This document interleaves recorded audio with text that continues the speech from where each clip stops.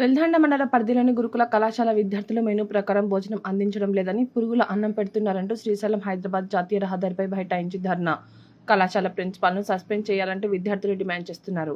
నాగర్ కర్నూలు జిల్లా వెల్దండ మండల కేంద్రంలోని తెలంగాణ బాలికల గురుకుల రెసిడెన్షియల్ కళాశాల విద్యార్థులకు పురుగుల అన్నం పెడుతున్నారని విద్యార్థులు ఆందోళనకు దిగారు. హైదరాబాద్ శ్రీశైలం ప్రధాన జాతీయ రహదారిపై బైఠాయించి ఆందోళన చేపట్టారు. ఈ సందర్భంగా విద్యార్థులు మాట్లాడారు.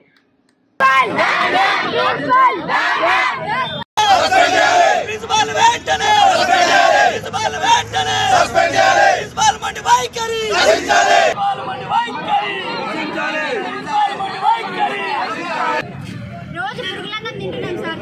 ఈ 1 kg రైస్ బాలేనప్పటి నుంచి అందరూ ఖాళీ కడుపుతో వండుకుంటున్నాం సార్. అది రైస్ ప్రాబ్లం అంటుంది తప్ప దాని మాత్రం రిటర్న్ పంపించాలి, వేరే రైస్ పెట్టి.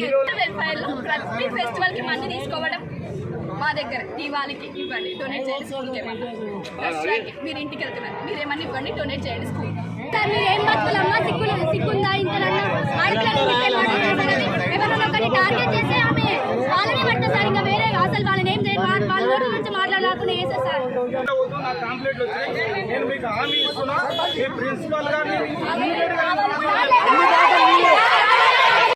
రిజిస్టర్ లో ఉంటుంది కదా, కొత్త రైస్ ఈ రోజే వండారు.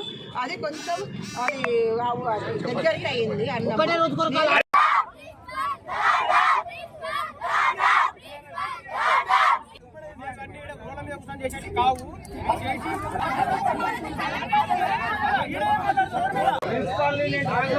బాధ్యత నాది, ట్రాన్స్ఫర్ చేపిస్తా.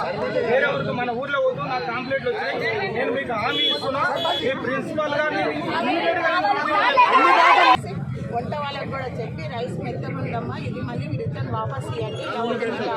మేడం కొత్త రైస్ రాకముందు కూడా చాలా సార్లు పురుగులు వచ్చినాయని చెప్పినాం. మీకు ఇబ్బంది పెట్టుకుంటా పిల్లలు మీరు ఏం చూస్తలేరు.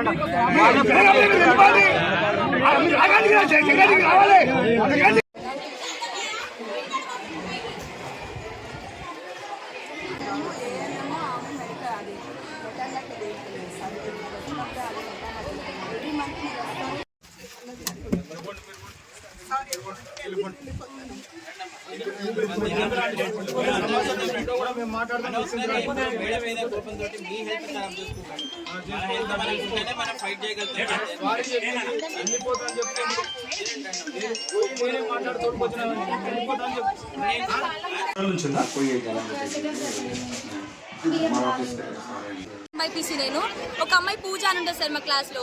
అమ్మాయి ఓ రోజు ఏదో ఫుడ్ దగ్గర ఏదో ఎగ్గు రాలేదు మాకు అని క్వశ్చన్ చేస్తే, ఓ రోజు ఎగ్స్ పెడితే మొత్తం మా క్లాస్ కి కూర్చోబెట్టి మళ్ళీ మాకి డబల్ ఎగ్స్ తినబెట్టింది సార్ ఒక్కరికి. మరి ఎప్పుడు అట్లే చేస్తారు సార్? పేరెంట్స్ వచ్చిన రోజు మాత్రమే ఫుడ్ మంచిగా ఉంటుంది. అది ఫుడ్ బాగాలేదని చెప్తే పురుగు తీసి పక్కకు పెట్టి తినొచ్చు కదా అంటారు సార్. వండిన ప్రతిరోజు ఫుడ్ సగం అక్కడ పోయినాకనే మా దగ్గరికి వస్తుంది సార్.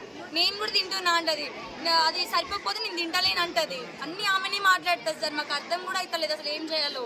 తీసేయాలి సార్ ఆమె సార్. ఈడ తీసి ఇప్పుడు మీరు కన్విన్స్ చేసిపోయినా ఒక 2 weeks తర్వాత నెక్స్ట్ ఇయర్ మా ఫస్ట్ ఇయర్ వాళ్ళు కూడా ఫేస్ చేసేది ఇదే. వాళ్ళు భరించొద్దు సార్, ఈ నరకం భరించొద్దు అసలు. ఏమన్నా ఒక క్వశ్చన్ చేసి మాట్లాడితే ఆ టికెట్స్ ఆపేస్తా అంటారు సార్. ఎవరు భయపడాలి సార్? మేము ప్రేయర్ల కళ్ళు తిరిగి పడితే అది వాళ్ళ ప్రాబ్లం సార్, కాబట్టి అది వాళ్ళ ప్రాబ్లం అని అంత మాట అంటారు తప్పించి ప్రతిసారి ఇట్లా ప్రాబ్లం ఉంది నేను పెట్టిస్తాను మాత్రం ఏనాడు అనలేదు సార్. మేడం అయితే కడుపు నొప్పి వస్తుందంటే ఒక అమ్మాయికి అపెండిక్స్ ఆపరేషన్ అయింది సార్. ఒక 5 years తీసుకోకపోతే అమ్మాయికి చనిపోయేదని చెప్పారు. ఇంకా చనిపోయేదని చెప్పి ఒక అమ్మాయికి ఫుడ్ తినక కింద పడి ఇక్కడ 4 కుట్స్ పడ్డాయి సార్. మా క్లాస్